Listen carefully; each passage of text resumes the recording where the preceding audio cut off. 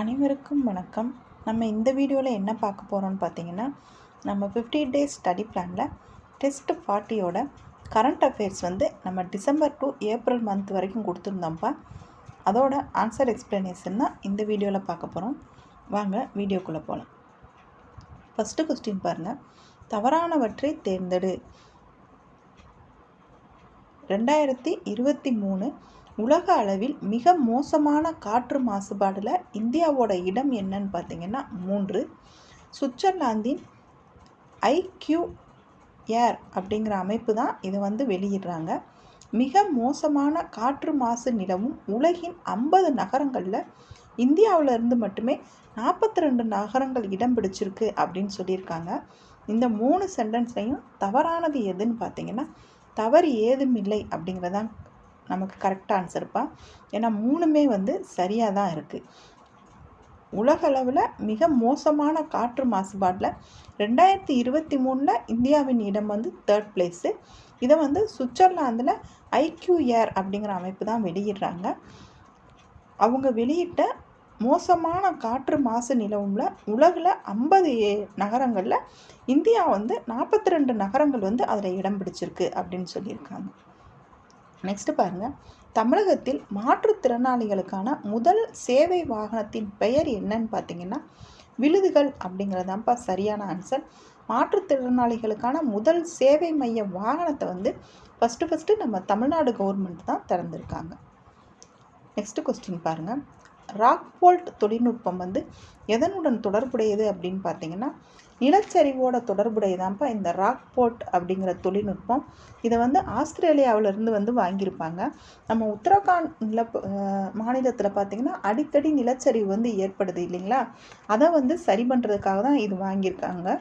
இந்த ராக்போர்ட் தொழில்நுட்பம் அந்த நிலச்சரிவில் 90% நம்ம கவர்மெண்ட்க்கு ஹெல்ப்ஃபுல்லாக இருக்குது அப்படின்னு சொல்லியிருக்காங்க. நெக்ஸ்ட் பாருங்கள்.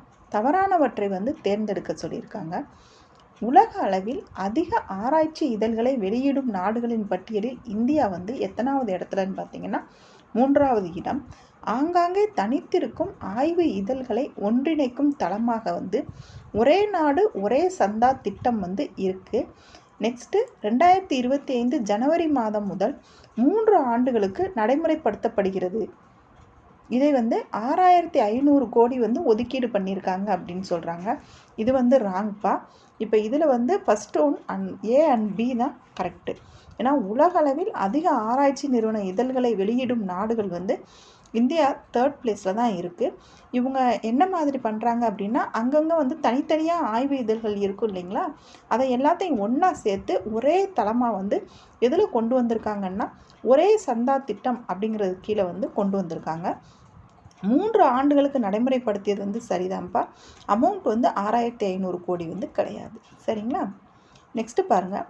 மக்களவை தேர்தலுடன் அனைத்து சட்டப்பேரவைகளுக்கு ஒரே நேரத்தில் தேர்தல் நடத்த வழிவகை செய்யும் திருத்த மசோதா. அதாவது மக்களவை தேர்தல் வைக்கிறோம் இல்லைங்களா நம்ம பார்லிமெண்ட்டுக்கு, அந்த எலெக்ஷனும் ப்ளஸ் நமக்கு சட்டப்பேரவைக்கு எலெக்ஷன் வைக்கிறாங்கல்ல, அது ரெண்டுமே ஒரே நேரத்தில் நடத்தணும் அப்படின்னு சொல்லி நம்ம இவங்க முன்னாள் குடியரசுத் தலைவர் அவங்க ராம்நாத் கோவிந்த் அவங்க தலைமையில் குழு அமைச்சிருப்பாங்க. அவங்க பரிந்துரையெல்லாம் கொடுத்துட்டாங்கப்பா. அதன்படி நம்ம பாராளுமன்றத்தில் சட்டத்திருத்த மசோதா கொண்டு வந்தாங்க. அந்த சட்டத்திருத்த மசோதா தான் என்ன அப்படின்னு பார்த்தீங்கன்னா 129வது திருத்த மசோதா. நெக்ஸ்ட்டு பாருங்கள். இந்திய விண்வெளி ஆய்வு நிறுவனம் விண்வெளியில் எந்த விதையை முளைக்க வைத்து சாதனை படைத்துள்ளது அப்படின்னு பார்த்தீங்கன்னா காராமணி விதையை தான் நம்ம இஸ்ரோ நிறுவனம் விண்வெளியில் விதைக்க வச்சு சாதனை படைச்சிருக்காங்க. நெக்ஸ்ட் கொஸ்டின் பாருங்கள். சுத்தமான காற்று உடைய நகரங்கள் பட்டியலில் முதலிடம் பிடித்த தமிழக மாவட்டம் எதுன்னு பார்த்தீங்கன்னா திருநெல்வேலி தான் சுத்தமான காற்று உற்பத்தியில் ஃபஸ்ட் பிளேஸில் இருக்குது. நெக்ஸ்ட் பாருங்கள். ஒவ்வொரு ஆண்டும் எப்போது திருக்குறள் வாரம் கொண்டாடப்படும் என நம்ம தமிழ்நாடு அரசு அறிவிச்சிருக்காங்கன்னு பார்த்தீங்கன்னா டிசம்பர் மாதத்தில் கடைசி வாரத்தை தான் ஒவ்வொரு வருஷமும் திருக்குறள் வாரமாக கொண்டாடணுன்ட்டு நம்ம டிஎன் கவர்மெண்ட் அறிவிச்சிருக்காங்க. நெக்ஸ்ட் பாருங்கள். ஜனவரி 2025 நிலவரப்படி தமிழகத்தில் உள்ள மொத்த வாக்காளர்களின் எண்ணிக்கை எவ்வளவுன்னு பார்த்தீங்கன்னா 6.36 கோடி வாக்காளர்கள் வந்து நம்ம தமிழ்நாட்டில் வந்து இருக்காங்க. இந்த 6.36 கோடி என்ன டேட்டுன்னு பார்த்தீங்கன்னா ஜனவரி 2025 படி. சரிங்களா? நெக்ஸ்ட் பாருங்கள், அந்தமான் நிகோபர் கீழ்கண்ட எந்த பொருளுக்கு வந்து புவிசார் குறியீடு வழங்கப்பட்டுள்ளது? அதாவது அந்தமான் நிக்கோபர் தீவு இருக்கு இல்லைங்களா, அதுக்கு வந்து எந்த பொருளுக்கு புவிசார் குறியீடு கொடுத்துருக்காங்கன்னு பார்த்தீங்கன்னா நிக்கோபர் தேங்காய், அந்தமான் கரோன் மஸ்லி ரைஸ், நிக்கோபர் மேட் அப்படின்னு அனைத்தும்னு சொல்லியிருக்காங்க. கிட்டத்தட்ட அந்தமான் நிக்கோபர் ரெண்டுக்குமே சேர்ந்து 7 பொருள்களுக்கு வந்து ஒரே நேரத்தில் வந்து புவிசார் குறியீடு கொடுத்துருப்பாங்கப்பா. அதன்படி 7 பொருள்களுக்கு ஒரே நேரத்தில் புவிசார் குறியீடு வாங்கின மாநிலமாகவும் இந்த அந்தமான் நிக்கோபர் தான் இருக்குது. அப்போ அதனால தான் இந்த கொஸ்டின் நீங்கள் வச்சுருக்கோம்ப்பா, கவனமாக பார்த்துருங்க.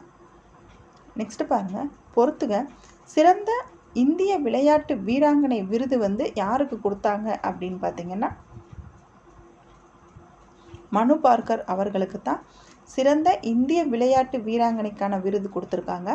வளர்ந்து வரும் வீராங்கனை விருது யாருன்னு பார்த்தீங்கன்னா ஷீதல் தேவி, அவங்களுக்கு தான் வளர்ந்து வரும் வீராங்கனை விருது கொடுத்துருக்காங்க. வாழ்நாள் சாதனையாளர் விருது யாருக்கு கொடுத்தாங்கன்னா மித்தாலி ராஜ், இந்திய டீமோட கேப்டனாக இருந்தாங்கல்ல மித்தாலி ராஜ், அவங்களுக்கு தான் இந்தியாவின் பெண்கள் பிரிவு இருக்குல்லப்பா, பெண்கள் பிரிவில் இந்திய கிரிக்கெட் அணி இருக்கு இல்லைங்களா, அதுக்கு கேப்டனாக தான் இந்த மித்தாலி ராஜ் அவங்க இருந்தாங்க. அவங்களுக்கு தான் வாழ்நாள் சாதனையாளர் விருது கொடுத்துருக்காங்க. சிறந்த பாரா வீராங்கனை விருது யாருக்குன்னு பார்த்தீங்கன்னா அவனி லெகாரா, அவங்களுக்கு தான் கொடுத்துருக்காங்க. அப்போ 1, 2, 3, 4 கரெக்ட். நெக்ஸ்ட் பாருங்கள், தமிழகத்தின் முதல் முறையாக மாணவர்களுக்கு விர்ச்சுவல் ரியாலிட்டி மூலம் வந்து பாடம் கற்பிப்பு எந்த மாவட்டத்தில் அறிமுகப்படுத்தப்பட்டதுன்னு பார்த்தீங்கன்னா கோவை மாவட்டத்தில் தான் விர்ச்சுவல் ரியாலிட்டி மூலமாக வந்து ஸ்கூல் பிள்ளைங்களுக்கு வந்து பாடம் சொல்லி கொடுக்கறதுக்கு வந்து ஸ்டார்ட் பண்ணியிருக்காங்க. நெக்ஸ்ட்டு பாருங்கள், தவறானவற்றை தேர்ந்தெடுன்னு சொல்லியிருக்காங்க. நாட்டின் முதல் ஹைப்பர்லூப் பரிசோதனை வழித்தடத்தை பாம்பே ஐஐடி அறிமுகப்படுத்தியுள்ளதுன்னு சொல்லியிருக்காங்க. நம்ம நாட்டோட முதல் ஹைப்பர்லூப் பரிசோதனை வழித்தடத்தை வந்து பாம்பே ஐஐடி அறிமுகப்படுத்திருக்க மாட்டாங்கப்பா, நம்ம சென்னை ஐஐடி தான் அறிமுகப்படுத்தியிருக்காங்க. இந்த ஹைப்பர் லூப் பரிசோதனை வழித்தடம் வந்து எந்த மாதிரி இருக்கும்னு பார்த்தீங்கன்னா அரை மணி நேரத்தில் 350 கிலோமீட்டர் தூரம் வரை அதில் பயணிக்கலாம்னு சொல்கிறாங்க. வெற்றிட இரும்பு குழாய்கள் வழியே வந்து ரயில்கள் வந்து எலக்ட்ரோ மேக்னட்டிக் தொழில்நுட்பம், காற்றின் உராய்வு இன்றி மேக் 1 வேகம் வந்து மணிக்கு 761 மைல் வேகத்தில் வந்து அது செல்லும் அப்படின்ட்டுருக்காங்க.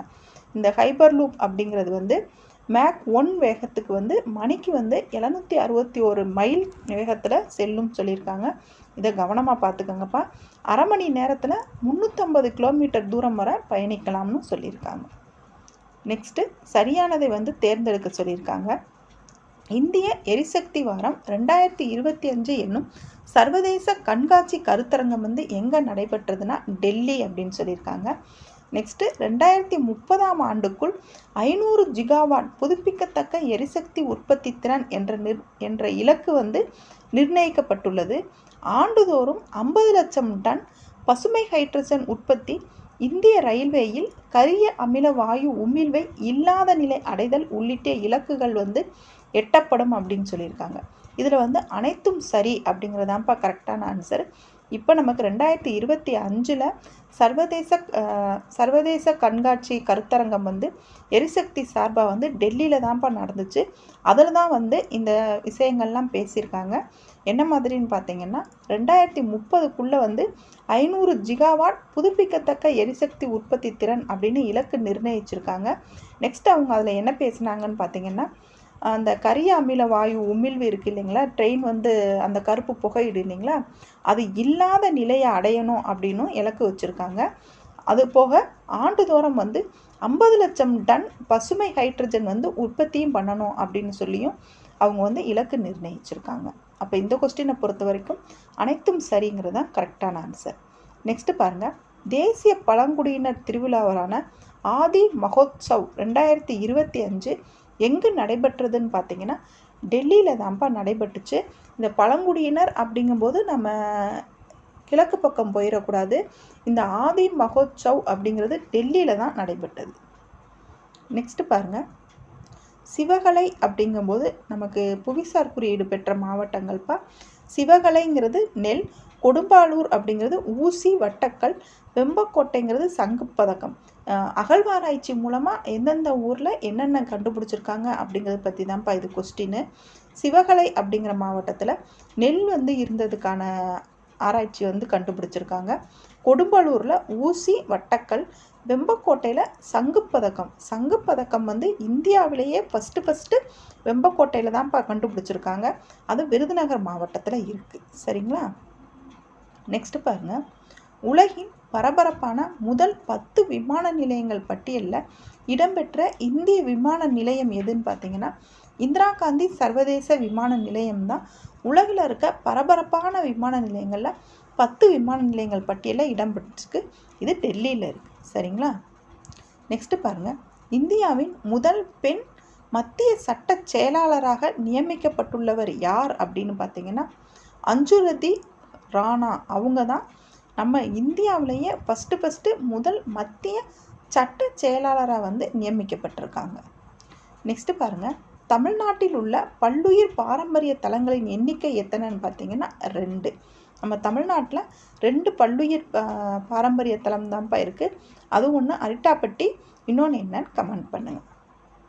நெக்ஸ்ட் பாருங்கள், தமிழ்நாடு மாநில திட்டக்குழுவின் செயல் துணை தலைவர் யார் அப்படின்னு பார்த்தீங்கன்னா ஜெயரஞ்சன். அவங்க தான் திட்டக்குழுவோட செயல் துணை தலைவராக இப்போ தேர்ந்தெடுக்கப்பட்டிருக்காங்க. நெக்ஸ்ட் பாருங்கள், 2025 உலகின் மகிழ்ச்சி குறியீட்டில் இந்தியா எத்தனாவது இடத்துல இருக்குன்னா 118வது இடத்துல தான் இந்தியா இருக்குது. 2025 டேட்டா இது மகிழ்ச்சி குறியீட்டில் 118வது இடத்துல இருக்குது. நெக்ஸ்ட் பாருங்கள், திருச்சியில் அமைக்கப்படும் நூலகத்திற்கு யார் பெயர் சூட்டப்படும் அப்படின்னு தமிழக அரசு அறிவிச்சிருக்காங்க அப்படின்னா காமராஜர் அவர்கள் பெயர் தான் திருச்சியில் அமைக்கப்படும் நூலகத்திற்கு பெயர் சூட்டுறதா அறிவிச்சிருக்காங்க. இந்த கருணாநிதி நூலகம் எங்கே இருக்குன்னு பார்த்தீங்கன்னா மதுரையில் இருக்குப்பா. அண்ணா நூலகம் சென்னையில் இருக்குது. பெரியார் நூலகம் எங்கே இருக்குன்னு கமெண்ட் பண்ணுங்கள். நெக்ஸ்ட் பாருங்கள், ராணிப்பேட்டையில் அமைந்துள்ள CISF மண்டல பயிற்சி மையத்திற்கு யாருடைய பெயர் சூட்டப்பட்டுள்ளதுன்னு பார்த்தீங்கன்னா ராஜா ஆதித்ய சோழன். அவங்க பேர் தான் CIF மண்டல பயிற்சி மையத்துக்கு பெயர் சூட்டியிருக்காங்க. நெக்ஸ்ட் பாருங்கள், கீழ்கண்ட எந்த அகழாய்வில் ஈயம் கண்டுபிடிக்கப்பட்டுள்ளது அப்படின்னு பார்த்தீங்கன்னா வெம்பக்கோட்டையில் தான்ப்பா ஈயம் இருக்கிறதா இப்போ கண்டுபிடிச்சிருக்காங்க. நெக்ஸ்ட் பாருங்கள், இந்தியாவின் முதல் குப்பை கண்காணிப்பு ரேடார் எங்கே அமைய உள்ளது, அதாவது குப்பையெல்லாம் எங்கெங்கே அதிகமாக இருக்குது அப்படின்னு சொல்லி கண்காணிக்கிறதுக்கான ரேடாரை கண்டுபிடிச்சிருக்காங்க. அதை எங்கே அமைக்க போகிறாங்க அப்படின்னு பார்த்தீங்கன்னா சந்திராப்பூர் அப்படிங்கிற மாவட்டத்தில் தான் அமைக்க போகிறாங்க. நெக்ஸ்ட் பாருங்கள், மத்திய மாநில உறவுகளை ஆய்வு செய்ய தமிழக அரசு நியமித்துள்ள 3 குழு யார் தலைமையில் செயல்படும் பார்த்தீங்கன்னா குரியன் ஜோசப். அவங்க தலைமையில் தான் இந்த மத்திய மாநில உறவுகளை ஆராயறதுக்கு தமிழக அரசு குழு நியமிச்சிருக்காங்க. நெக்ஸ்ட் பாருங்க, எல்லை கிராமங்களில் வாழும் மக்களின் வாழ்வாதாரத்தை மேம்படுத்த பின்வரும் திட்டங்களில் எது தொடங்கப்பட்டுள்ளது? அதாவது எல்லையில் கிராமங்கள் இருக்கு இல்லைங்களா, அவங்களோட வாழ்வாதாரத்தை முன்னேற்றத்திற்கு எந்த திட்டம் ஸ்டார்ட் பண்ணியிருக்காங்கன்னா துடிப்பான கிராமங்கள் திட்டம் தான் ஸ்டார்ட் பண்ணியிருக்காங்க. நெக்ஸ்ட் பாருங்க, 2024-25 ஆண்டில் இந்தியாவிலேயே மிக உயர்ந்த பொருளாதார வளர்ச்சியை தமிழ்நாடு பெற்றிருக்குப்பா. அதன்படி தமிழ்நாட்டின் உண்மையான பொருளாதார வளர்ச்சி விகிதம் எவ்வளவுன்னு பார்த்தீங்கன்னா 9.69 தான் சரியான ஆன்சர். நெக்ஸ்ட் பாருங்க, சரியான கூற்றை தேர்ந்தெடுக்க சொல்லியிருக்காங்க. ஐக்கிய நாடுகள் சபை 2025 ஆண்டு சர்வதேச குவாண்டம் தொழில்நுட்ப ஆண்டாக கடைபிடிக்கிறது. சர்வதேச குவாண்டம் ஆண்டை ஐக்கிய நாடுகள் சபை எப்போ அறிவிச்சிருக்காங்கன்னா 2025 தான் அறிவிச்சிருக்காங்க. ஏப்ரல் 14 உலக குவாண்டம் தினமாக கொண்டாடப்படுகிறது. இந்தியா 2023 தேசிய குவாண்டம் மிஷனை ஸ்டார்ட் பண்ணிட்டாங்க அப்படின்னு சொல்கிறாங்க. அப்போ இதில் அனைத்தும் சரிங்கிறது தான் சரியான ஆன்சர். கவனமாக பார்த்துக்கங்கப்பா. ஐநா 2025 சர்வதேச குவாண்டம் தொழில்நுட்ப ஆண்டா கடைபிடிக்கிறாங்க. ஏப்ரல் 14ஆம் தேதி வந்து உலகம் குவாண்டம் தினமாக வந்து அறிவிச்சிருக்காங்க. நம்ம இந்தியா வந்து 2023 வந்து தேசிய குவாண்டம் மிஷனை வந்து ஸ்டார்ட் பண்ணிட்டோம். நெக்ஸ்ட் பாருங்கள், 2025ஆம் ஆண்டுக்கான அரங்கநாதன் இலக்கிய பரிசு வந்து யாருக்கு வழங்கப்பட்டதுன்னு பார்த்தீங்கன்னா தமிழவன் திருநாவுக்கரசு. இவங்க 2 பேர்த்துக்கும் தான் வந்து அரங்கநாதன் இலக்கிய பரிசு விருது வந்து கொடுத்துருக்காங்க. இதோட நம்ம கரண்ட் அஃபேர்ஸில் உங்களுக்கு நம்ம 5 மாதத்துக்குரிய கரண்ட் அஃபேர்ஸையும் தொகுத்து உங்களுக்கு ஒரு 30 கொஸ்டின் கொடுத்துருக்கோம்ப்பா. இது உங்களுக்கு கரண்ட் அஃபேர்ஸ் ரிவிஷனுக்கு ரொம்ப யூஸ்ஃபுல்லாக இருக்கும். ஏன்னா எக்ஸாம் வந்து இன்னும் 1 மாதம்தான் இருக்குது. அப்படிங்கிற நீங்கள் கரண்ட் அஃபேர்ஸும் ரிவிஷன் எடுத்துக்கிறது வந்து ரொம்ப ரொம்ப இம்பார்ட்டன்ட்ப்பா. நீங்கள் எல்லாமே ஜிஎஸ், தமிழ், மேக்ஸு எல்லாமே படித்தாலும் சைட் பை சைட் கரண்ட் அஃபேர்ஸும் படிச்சிருங்கப்பா. ஏன்னா இப்போ கொடுத்துருக்க நியூஸ் சிலபஸ் படி அவங்க எல்லா டாபிக் கீழே யூனிட் 1, யூனிட் 2, யூனிட் 3 எல்லா டாபிக் கீழேயுமே லாஸ்ட்டாக கரண்ட் அஃபேர்ஸ் அப்படின்னு ஒன்று கொடுத்துருக்காங்க. அப்போ எல்லா டாப்பிக்லையுமே ஒரு கொஸ்டின் வந்தாலுமே உங்களுக்கு மொத்தம் 6 டாபிக்னா 6 கொஸ்டின் வந்து உங்களுக்கு கரண்ட் அஃபேர்ஸில் வரும். அதனால் கரண்ட் அஃபேர்ஸை ஸ்கிப் பண்ணிடாதீங்க. கவனமாக பார்த்து கவனமாக படிச்சுக்கோங்க. 50 டேஸ் ஸ்டடி பிளானில் நீங்கள் சேர்ந்து டெஸ்ட் எழுதணும் அப்படின்னா நீங்கள் டெலகிராமில் ஜாயின் பண்ணிக்கோங்க. நம்ம ஆரம்பத்துலேருந்து கொடுத்த டெஸ்ட்டு எல்லாமே டெலகிராமில் அப்படியே இருக்குப்பா. நீங்கள் இப்போனாலும் நீங்கள் டவுன்லோட் பண்ணி நீங்கள் எழுதிக்கலாம். சரிங்களா? தேங்க்யூ.